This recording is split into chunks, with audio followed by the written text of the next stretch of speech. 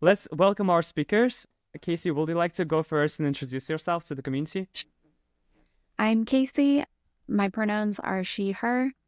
I am a UX and design engineering leader with a passion for design systems and accessibility. I was formally taught in design, self-taught in development. I earned my IAP CPWA certification, and am a formal people leader. I'm a current IC, design architect at iSeats, and have worked at companies from 100 people to 100,000 people, and am here to bring all of that to the session. Thank you. Love it. And I'll pass the mic to Aaron. Hey everyone, Aaron, he, him. I'm excited to be here today.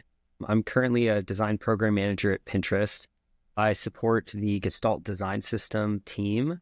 That's a blended team of designs and engineers.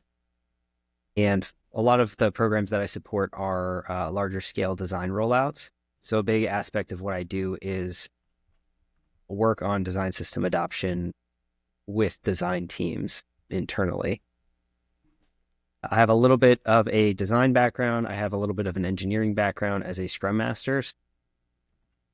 Formerly have hands-on experience with design, but now focused entirely on operations. Love it. And we have John on the call. Hi, everyone. John Fukuda here from Limina. I am a principal consultant at an organization that primarily provides research and design operations consulting services and helps organizations to better adopt systems, processes, whatever you might need to do, culture, change management for research and design efficiency and operational capacity. And that's it for me. Lucas? Hey, I'm Lucas. I'm a designer at GitHub working on Primer, the design system.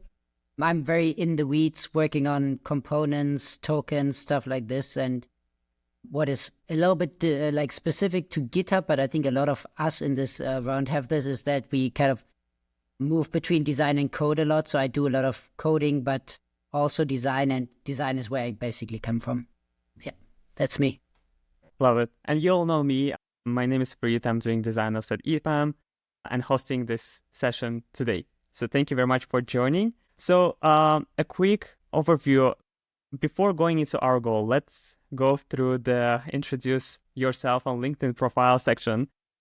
I see Aaron, Alberto, nice to meet you. Thank you for sharing your link. John, Lucas, great. Please feel free to add more of your photos here or just LinkedIn profiles for us to connect.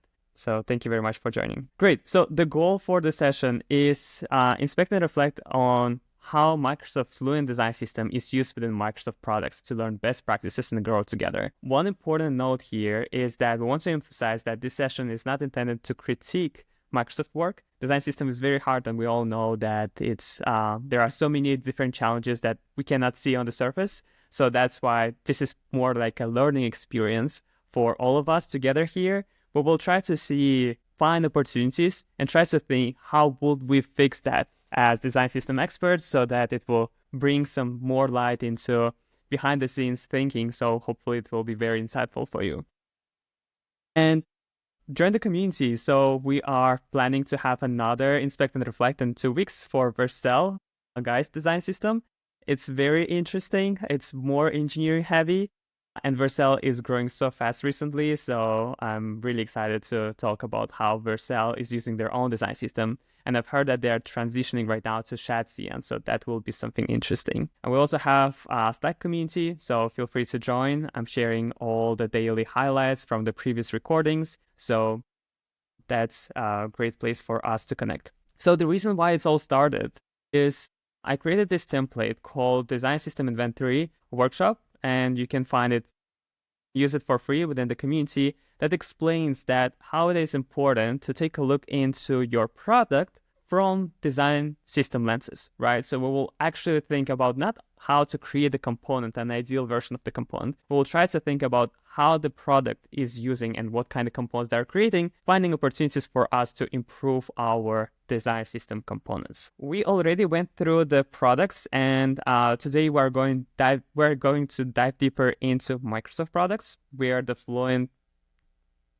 design system is being used, we can see some interesting things here. Not all the products are using the latest Fluent Design System, and that's one of the things to discuss, how to make this transition and adoption better in the future. But as you can see here, there are some products on Outlook, SharePoint, OneDrive, Microsoft Teams, and also the Microsoft 365 or Office.com website. So we will be diving into each component family as buttons, dropdowns, cards, tags, and text, and persona.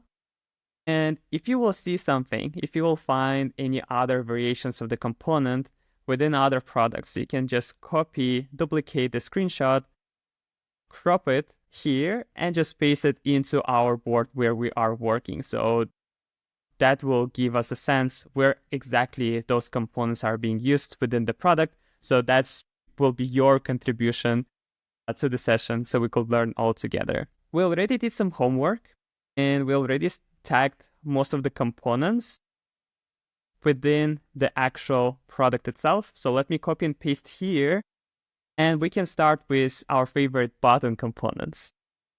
So here's the link to the documentation. Let me open it up, and we could start by quickly taking a look into the button documentation, right? So from my side, when I started working with Fluent 2 Design System, I really like the way how they are documenting their components. You can filter by different platforms.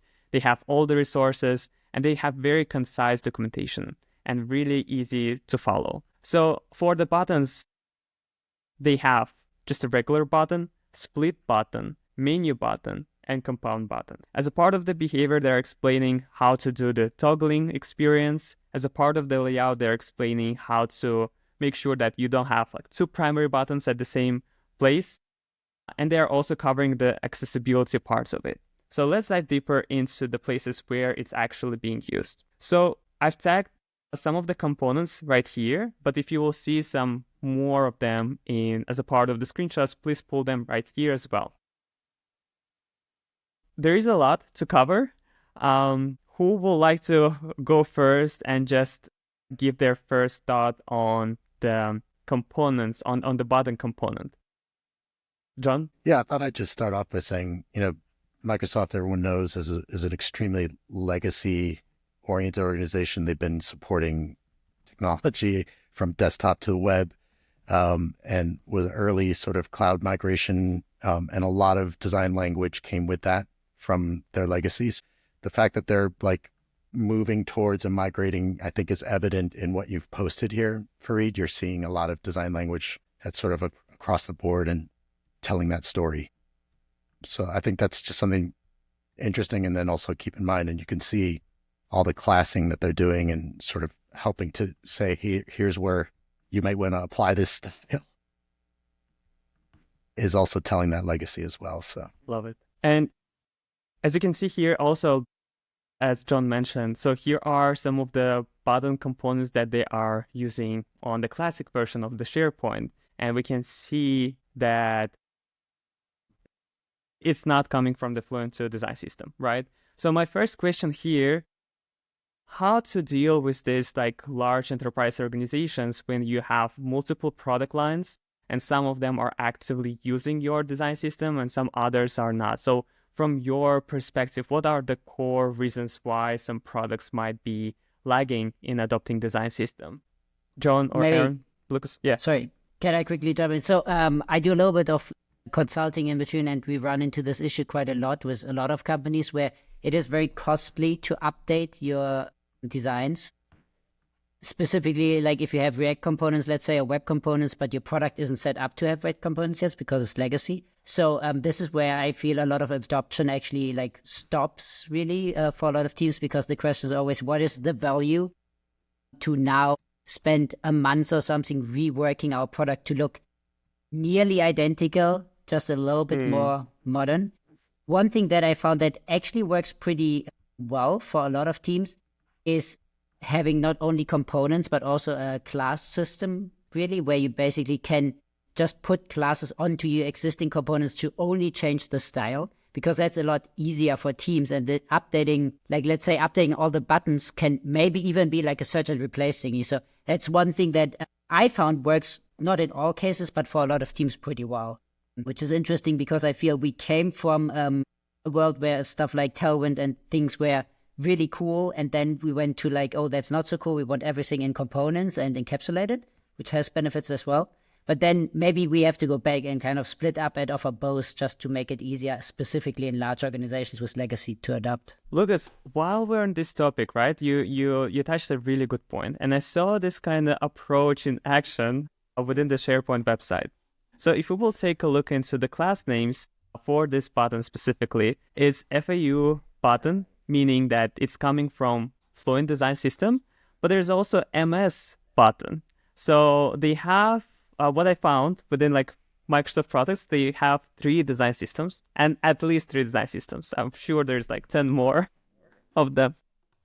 But this is the place where you can see that they started using your approach, as you mentioned, where they are just adding new class names from the new design system and merging it together with the previous ones, like as you see, like MS button command.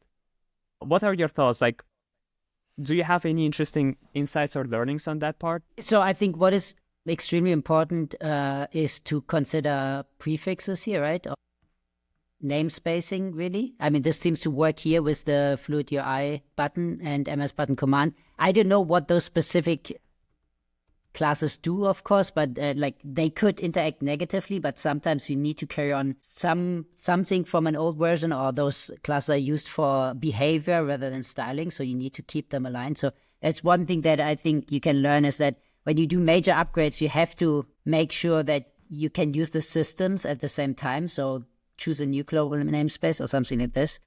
And I feel often design systems that are built for use internally only, they think they don't need global namespaces because it's just internal. But then you come to those kind of cases where you want to update, and then you wish you would have used a global namespace. So that's maybe one learning. So can you elaborate global space naming? Yeah, basically like just all the classes are prefixed with Fluid UI, right? FUI. Mm-hmm. So this would be like possibly a global namespace, and they could do like FUI2 if they wanted to global namespace the next system, versus just saying button, right? So, and this is also like, this is not just in classes, but also in design tokens, for example, where you could have like button color or button background color as a token, or you have like FUI button background color. And like, this is just the global namespace so that you don't have conflicts where the old name clashes with the new name. So this is Does that make sense? Yeah. This is a good way to separate different design systems, right? By using abbreviations as a part of their class names. But when we spoke about that last time on some of our Inspect Reflect sessions, some people say that it might affect performance if you are adding too much text. So maybe in some cases, what do you think about that? Like, is it affecting the performance if we are adding all these abbreviations? I mean, so in cases like this, I would be worried more about adding like tons of classes versus adding 3 letters.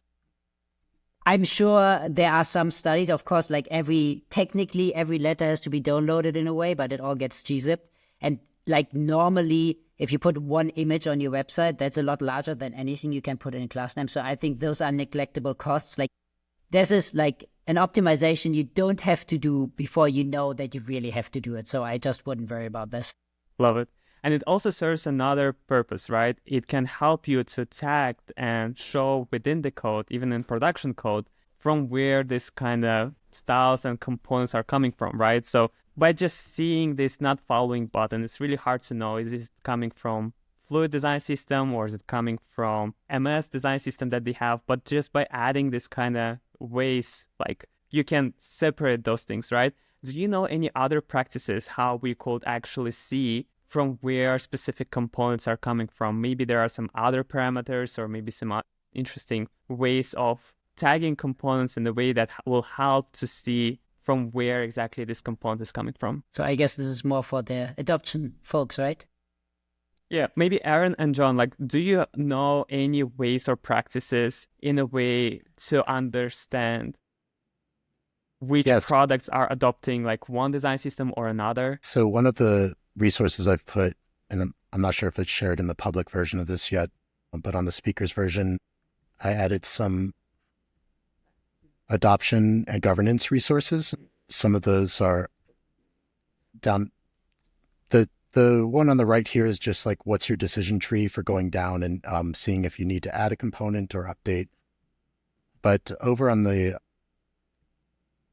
if you're looking at the stuff Fareed just added over there towards the bottom, there's a council and committee structure, basically like, product team representatives along with like a governance group or some like UX change management group should have weekly reviews, sort of looking at and discussing various things that are happening, not just within the design system itself, but all the instances and variants and things that are happening in production to address these very things. So like, what are ways we could build more efficient deployment structures so that we're not having to go back and manually update these namespaces and come up with a good token and hierarchy systems to allow, node packet deployments to be a lot more seamless and smooth. So, but yeah, it starts with building up that common framework in the minds of all the working groups and the people who are actually touching the design system, the code, and the deployments to come together and normalize that. And so this is just some examples of how we've worked with groups to help establish these committees and then build that governance into their testing and deployment protocols. Love it. So one of the ways is to solve this governance issue and track the adoption is through like different rituals and ceremonies, right? Having like a proper communication governance setup so that people could like connect and like understand things. And I guess the second part is setting up some metrics, right? Maybe, Aaron, do you have any thoughts on the metrics part? How do you track adoption within Pinterest if it's not a secret? Yeah, it's not actually. We actually have our Figma plugin, I believe, went open source this year, so people can dig into how we're doing that. But yeah, I was going to say, John, it's interesting because you're taking more of like a centralized approach, whereas we're taking more of like a decentralized approach of like providing metrics to people on their adoption, communicating out certain benchmarks that they need to hit for specific design rollouts by a specific date, and then like tracking those commitments. So I don't know, I might steal some ideas from you going the other Yeah, I mean, it depends, right? Every organization is sort of built differently and depending on how siloed your product teams are. And then, how are you sort of building, sort of leveling it up to one sort of governance model. That's all going to take place in different shapes and forms. That's why I'm just putting this stuff here more as like a resource for you to sort of take and think about, and how might you build your own. All these things come from, some change management protocol sort of tooling anyway. Yeah. But yeah, feel free. This is all just for everyone to look at and adopt in any way they feel necessary. Yeah. And to answer the question about how are we tracking adoption, it's always going to be a challenge. But on the engineering side, I mean, it's sort of like the oversimplified ways you're just looking at instances of the design system, right? On the instances of components, I mean, on specific surfaces, and bringing that data to engineering teams to have discussions about, you have this custom button. Should it be custom? We can adopt this. Should we contribute it? That sort of thing. And you need to have a very clear on-ramp onto the design system for people so that they don't feel like there's a high cost to them contributing and adopting. It needs to be simpler than the custom implementation for them to sort of have the path of least resistance should be using the design system, right? On the design side, boy, it is hard to quantify because Figma files are messy, right? And that's where most people are doing their work. So we can, we have and can pull instances of components and evaluate whether they're attached or detached, because that's important within Figma.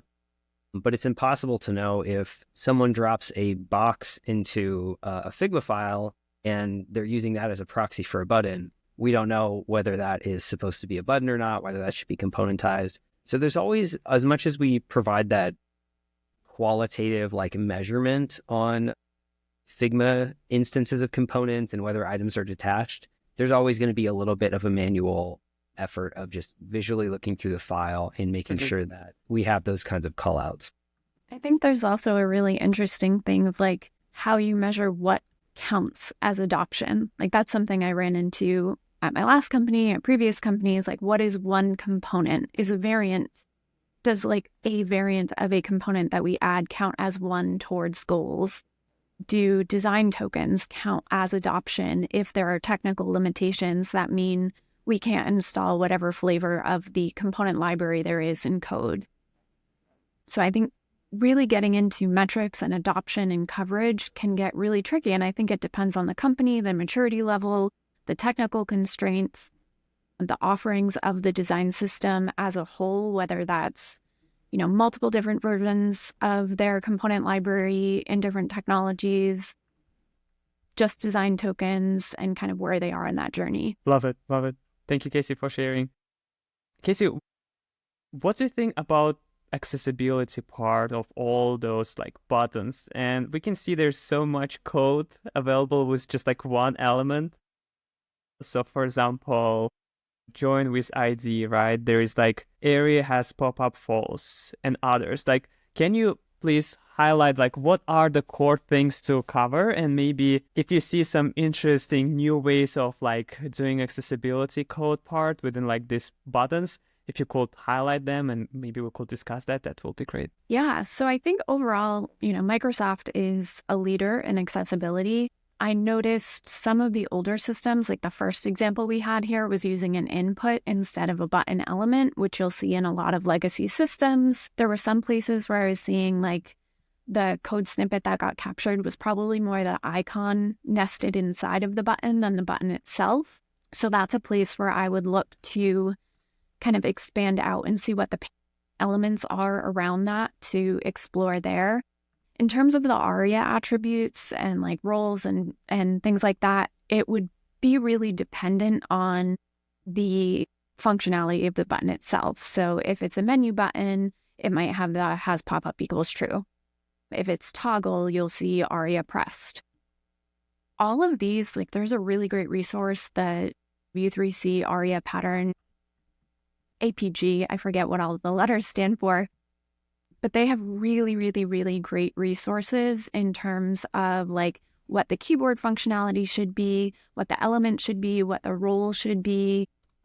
And that is really standardizing how to build components and patterns accessibly kind of across the web.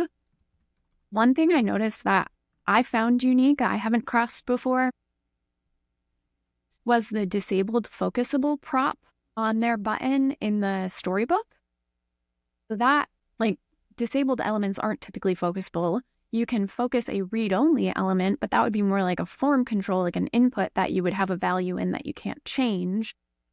But I can't really figure out why I would want that on a button. And I also thought it was extra interesting because their as prop lets you use an anchor link, but it throws role equals button on there. So I don't really know why. Like, I would love to dig into the requirements of like how those two things are both true and see, where in the product that is and like understand that use case better because it's new to me. And links, wouldn't be able to be disabled, technically speaking, but buttons can, and it's the link disguised as a button. So it's like a really nested thing that once I started digging, I couldn't stop digging. And I really want to know more from the product side of what's going on. I wanted to add, Casey, I'm really glad that you're focusing on the accessibility issue because the design system is actually a really great tool for actually having an accessibility operations mindset. And then how do you actually like deploy? And for products like Microsoft that have such a heavy footprint in government and public, solutions and services, those are mandated for WCAG compliance, and Microsoft tends to have hits and misses all over the place in terms of like, yes, we can get this WCAG compliant, or no, we need to do some custom deployment here because these 25 things aren't going to be addressed. So yeah, but this is more maybe a message for Microsoft too, to like think about how do they become an ally and use the design system to push that down. So yeah. Anyways, thanks. Love it. Casey, and I have a question. Do you have any maybe like Chrome extensions or tools that you really love that you could recommend for folks who are working in design system that will help them to provide the right labels and make some kind of analytics or maybe some checklists for people to follow in order to improve their design system? Yes, Axe by DQ has a ton of different automated tooling. Automated tooling currently can only catch like 25 to 33% of issues. So you still have to do manual testing. Axe is working to make that a higher percent coverage. There's also just like Google Chrome Lighthouse tools. Stark is another great one that someone just added. I can't see who it is, sorry. But there's like tons of different tools out there. There's ones that will check like your tab order in terms of focusing and making sure that's a logical order. There are some that can simulate different vision deficiencies that will show you, how does someone perceive this if they are colorblind for red-green versus a different type of colorblindness. There's like screen magnifiers, all kinds of different things out there. In terms of checklists, actually one of like the great recent losses is the 18F accessibility checklist. That was like a huge go-to of mine. Someone out there is taking copies of the repositories from government agencies that were shut down. So I've followed this in GitHub. Yeah. John, and you also added Stark. Any thoughts on Stark? Yeah. Maybe like covering design? Yeah, I think in one of my episodes on the Limina podcast, I interviewed the CEO of Stark. We talked about their tools. They have Figma plugins as well as IDE plugins for engineers.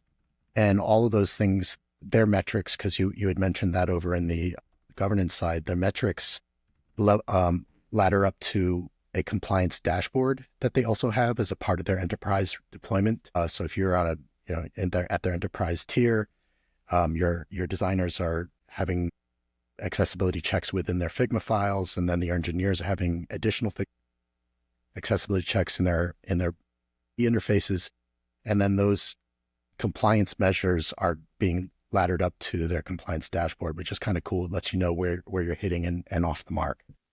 So a quick recap, we discussed usage of the button components.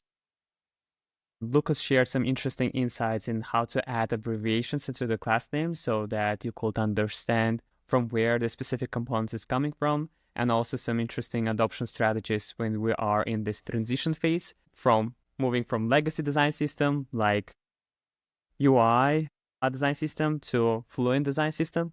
And also like they have FUI, they have UI design system, and they also have MS. I guess it's Microsoft design system. So like within like 5 products that we went through, we found like 3 design systems that are actually being used. We also spoke about the adoption strategies. Thank you, John, for sharing some of the interesting materials here. So I guess, and we also covered the accessibility part on how to do things better. Any last thoughts on the button components, or we can move on to the dropdown? Yeah, that's the example for MS design system that they have. So it's like, it looks a little bit different.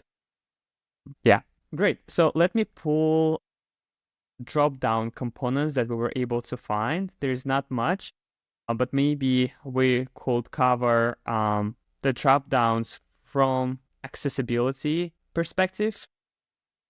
Maybe some interesting practices. Casey, if you see some interesting things here, please let us know just by seeing visually or diving deeper into the code.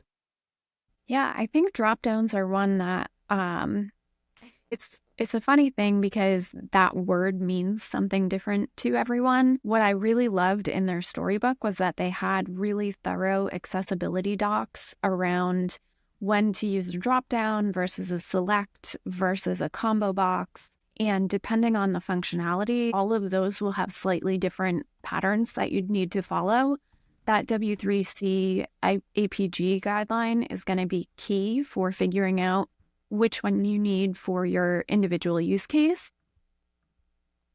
But I really enjoyed in their accessibility docs that they recommended using a native select over a dropdown for performance, accessibility, and mobile, unless you need to break out of that. And with my like design and development and accessibility hats all on at once, like I get that a native select is not the prettiest in terms of UI, but it really, in terms of usability and just like the cost of development, stands out as a solid option, especially when you're earlier on in your journey.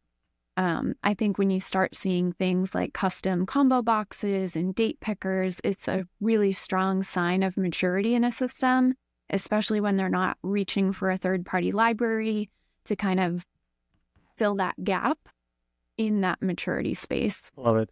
And someone shared really interesting tool called Wave. Casey, have you tried it before? Yep, that's another great one. So it can visually highlight what kind of accessibility labels you have or missing, right, on the page. Yep. Wow, this is cool. Thank you very much for sharing. I really love our community because every time when we're talking about specific things, people are adding links directly into FigJam. So it's like better than AI. Great. Okay. Any interesting learnings or thoughts on the dropdowns? Maybe, Lucas, you had some interesting stories to cover, maybe from your own personal experience. I mean, they're definitely like a hard one. I agree that it's nice to start with the default ones because getting them accessible is hard.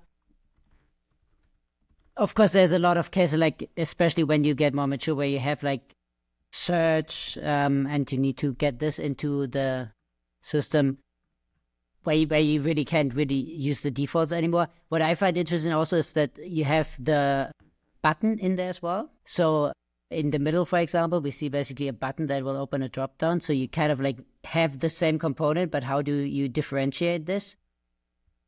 Here, of course, they have this drop-down. This works pretty well, but then in some cases, in some companies, they don't, where you just have a button and it opens the drop-down, and then it's really hard to differentiate.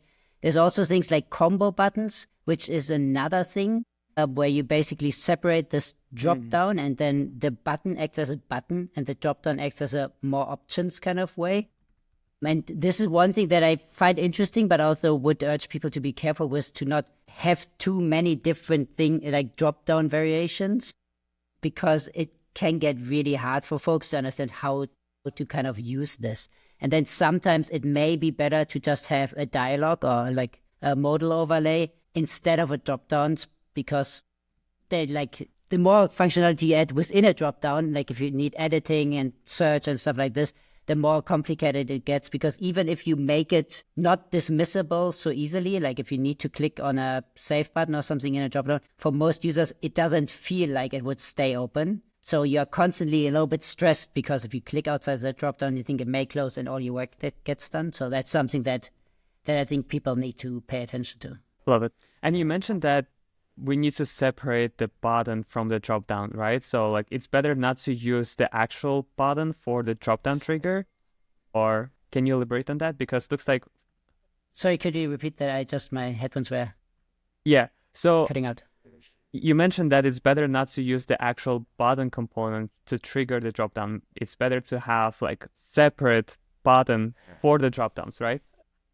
So what I mean is, like, if you use a button but you don't have an indicator that this button will open a dropdown, like in the example in the middle and also to the left, if that is a button, they have this chevron or arrow pointing down. So that kind of makes it somehow obvious that this will open a dropdown. But if you just have a button saying, I don't know, save, and if you click on it, it actually gives you 3 options to save. This can be confusing for users, specifically like on web interfaces where it's not so common.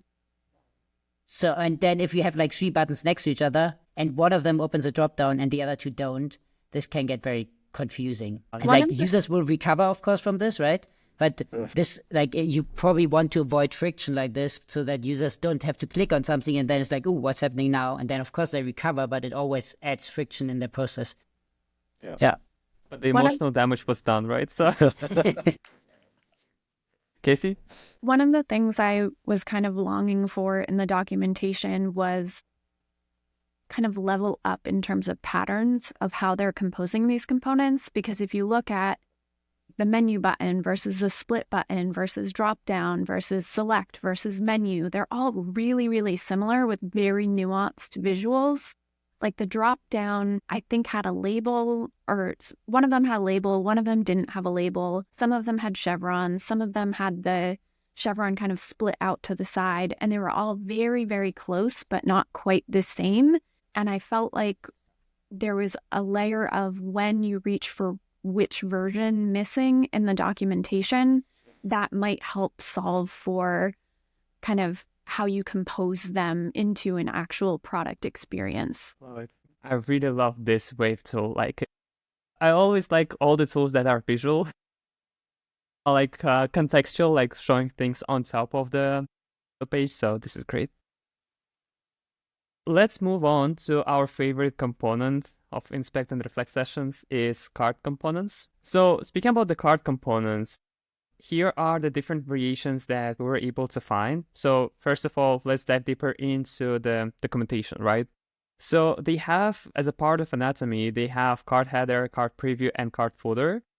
So this is how it looks like most of the time. They have different variations of having them horizontally or vertically. And as you can see here, the content inside might be like completely different. So we might need to think about, like, during Nord design system, we spoke about how different design systems are using card component more like as a container that you can put everything inside. So they are not like putting any guide rails inside. So you can put the image, you can put the file preview, you can put even like the breadcrumbs for the file names, etc.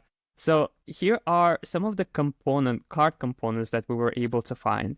First of all, there are a couple of them within the Microsoft 365. And as you can see here, here's one component for the card where they're just showing the app cards within their marketplace. Similar component, maybe let me change the background for this one, is the cards where they are sharing all the upcoming events happening within your office, Microsoft 365, right? So we could see the header here, the content, and the footer, and also taking a look into the role group. I never saw role group. Maybe Casey, if you could share more insights into that, in what kind of cases we need to use that will be great. And also the data tabster. I don't know, is it like a hotfix or is it like the actual way to fix problems? I don't know, we can discuss. There are also some cards coming from the old design systems. So here's like, you can see visually that it's coming from the classic version of their Microsoft products. And let me also pull up here for the card header, as you can see, and that might be related to here. They have a little bit different thing. And as Lucas mentioned, they are always using this FUI card name so that we could understand that it's actually coming from the Fluent Design System and what kind of component it is. Is it card or card header? And some other two options here is, this is like app preview and full app cards. And this first one, they are more related because they're all coming from the marketplace design system. And maybe that's the reason why they have those interesting code behind it. So who wants to go first?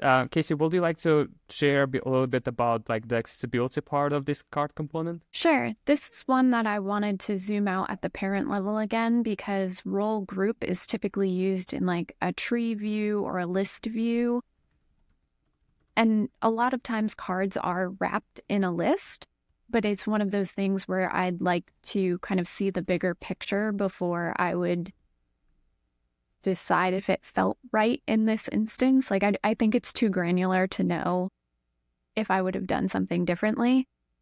Tabster, they actually talk about in their accessibility docs, and it's how they're like managing focus. They have a lot of actually great like helper and utility hooks and components that they document in the storybook that help with some of the things that are like trickier to get right in accessibility in terms of like focus management and live regions, that I was really impressed to see in there. I think those can be super helpful to teams.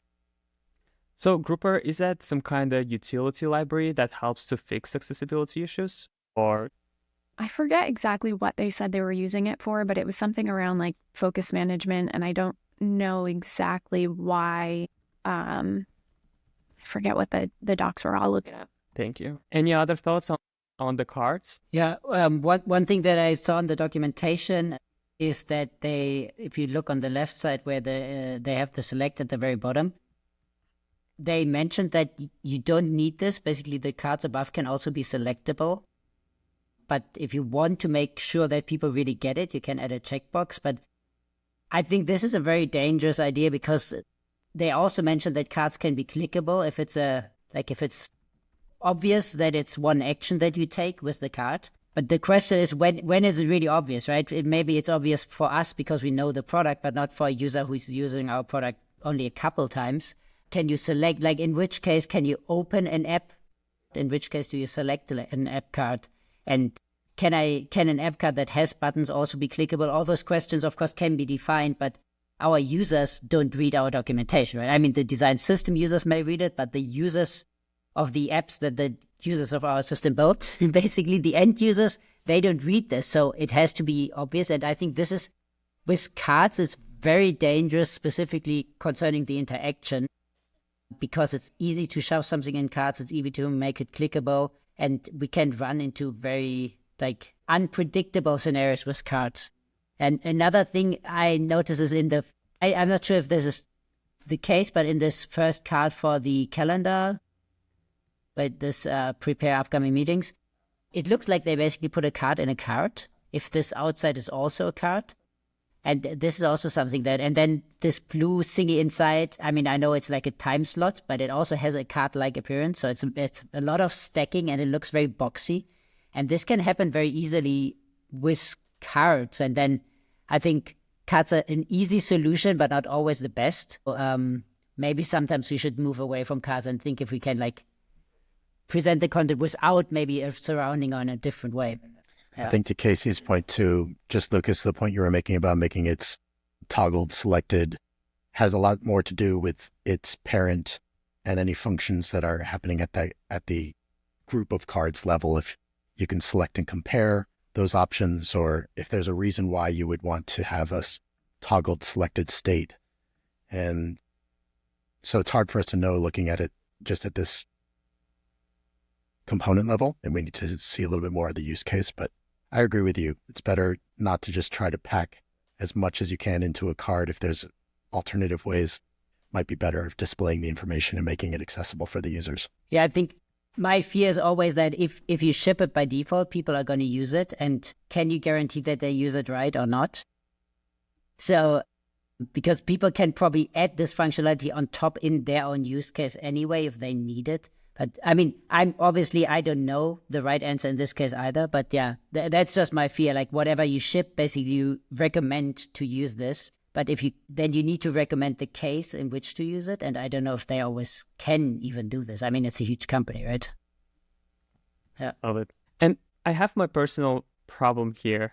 And maybe I could get your help here. So when we have those card components that are representing the link, right? I can click on this card and it will open specific page. But what if within this card that is clickable, I also want to have developer clickable as well? So there will be a link inside the link, and it's completely bad for accessibility, right? So some people are faking the hover effects and they are adding some things on the JavaScript level to make this happen. But what are your practices to solve that? When I guess that might be a good option here on the right side where they are using the card without the link, right? And for the action links, they are using the card footer. They have the card content where you can actually put the link. But now, if you just want to go into this prepare for upcoming meetings and click on the card itself, you actually need to click on this book focus time or any other things, right? So how do you solve this kind of issues when people want to have card as a link, but there's also another link inside the link? That's a really great one where there's a trick.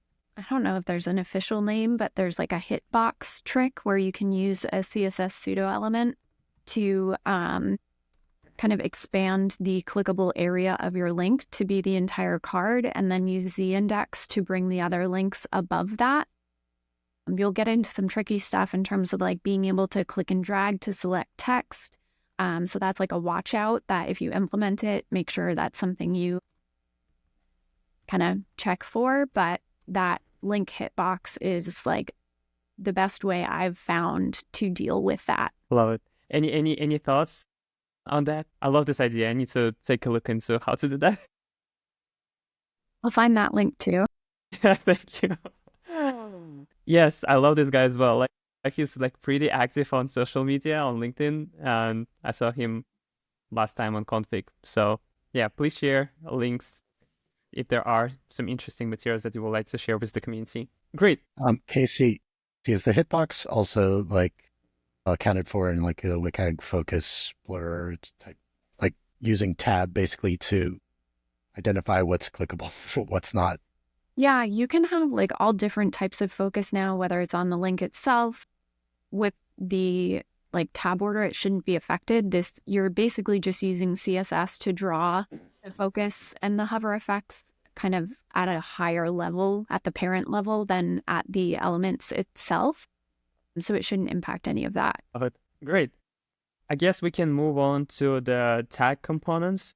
The tag components are pretty good. They are being used in most of the Microsoft products. I guess maybe that might be a good option to start the adoption of your design system with some like very simple component families and then move to the more complicated ones like date pickers and stuff.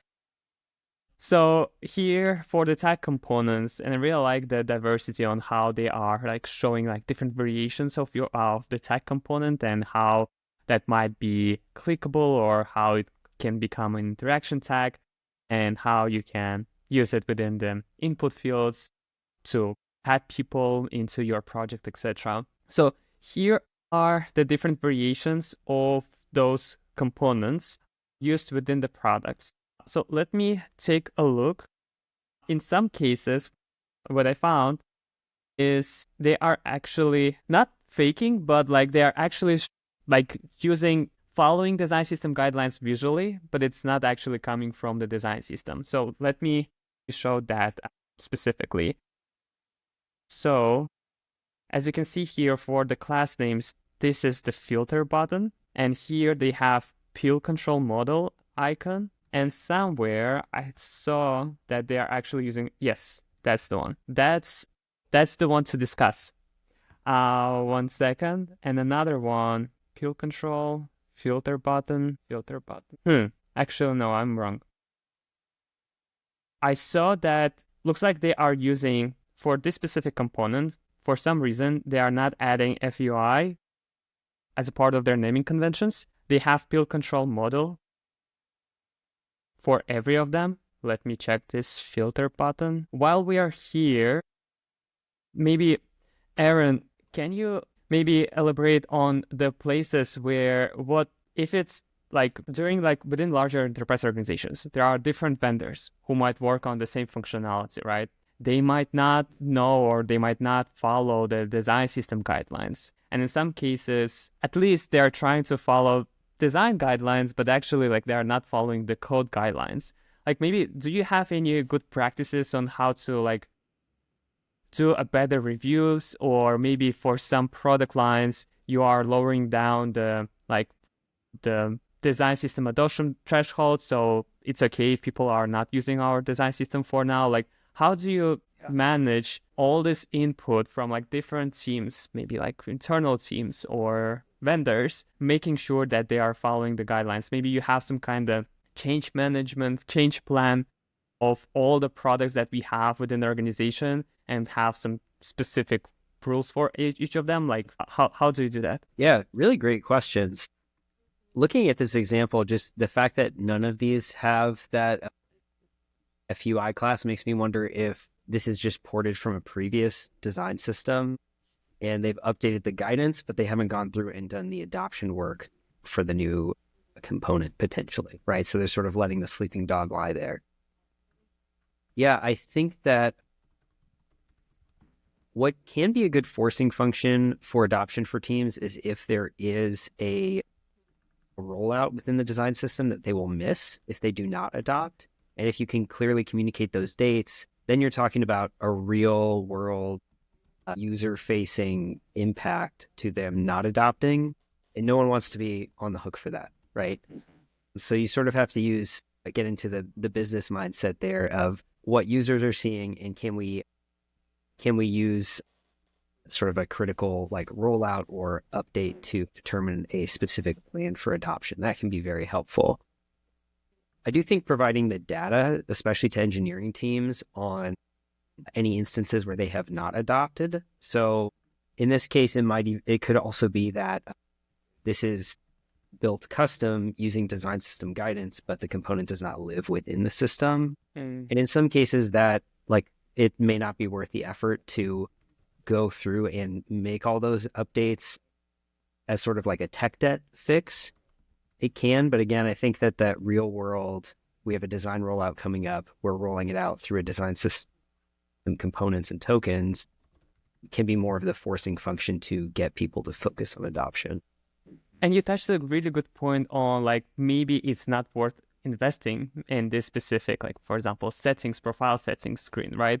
Like how do you balance these things? Like how do you know, like are you using like product metrics to make this decision or? Yeah, I mean, at the end of the day, it's all one roadmap to an engineering team, right? Mm-hmm. They only have so many hours in the day, and anything is possible, but nothing is free, right? There's always going to be a trade-off. So if you can really quantify down like what would the scope and benefit be for adoption and provide the data to whoever is the decision maker there, whether it's a technical program manager informing the roadmap, design manager, oftentimes you need a product partner to prioritize that sort of like adoption or tech debt because they're sponsoring other efforts that they want to release, right? That this would conflict with. So at the end of the day, it has to make it into that team's like roadmap conversation somehow. So whatever you can do to help facilitate that, treat the design system adoption effort as a real project, not just a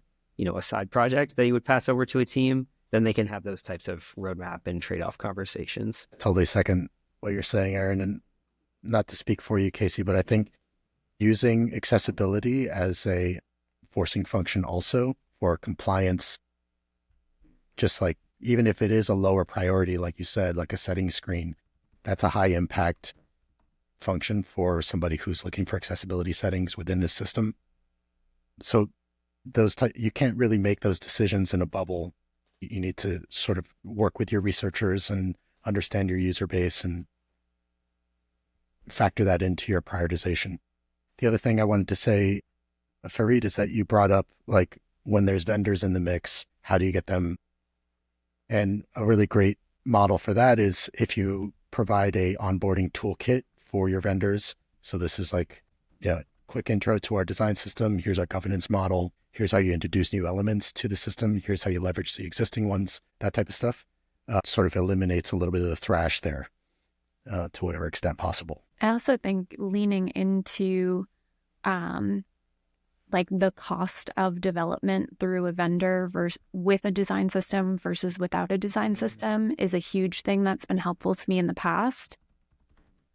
That can make a very big number difference in terms of pushing for adoption. Love it. So I know that we're out of time, so thank you very much for joining the session. It was a pleasure. Let me just pull other components. Yeah, like the other one is the persona. There is not much, not much examples, but that was an interesting thing to cover from like patterns perspective. But the recording will be available within our community. So feel free to join the upcoming Inspect and Reflect sessions if you are interested, and join the community if you would like to learn more. And thank you very much to Lucas, Casey, Aaron, John for joining our session and sharing your interesting thoughts on how to make our design systems better. So thank you very much. Thanks for having us. Thanks for having us. Bye. Bye. Bye.